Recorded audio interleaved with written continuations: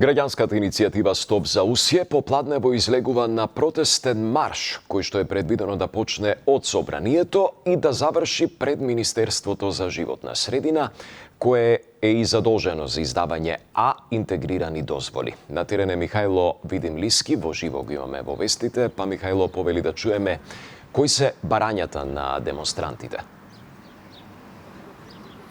Не за нова дозвола по стари правила е мотото под кое што граѓанската иницијатива Стоп за Усје го организира денешниот протестен марш кој што започнува овде одпред собранието и паркот Жена Борец и ќе заврши пред Министерството за животна средина и просторно планирање.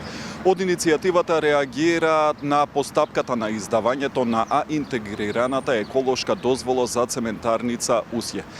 Тие велат и дека оваа дозвола не е по новите европски стандарди, но исто така и забележуваат во однос на тоа дека не достигаат податоци за мониторинг на одредени штетни супстанци.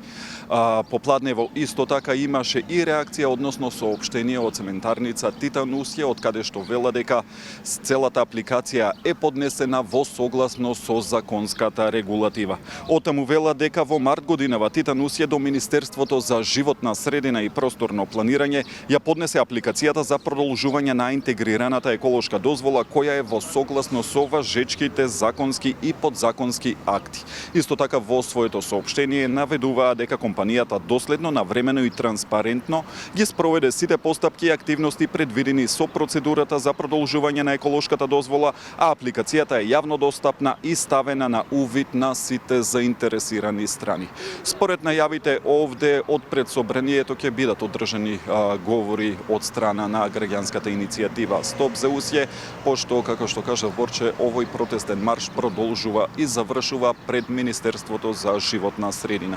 Секако сите пореки кои ќе бидат и подоцна во вестите на Канал 5 телевизија.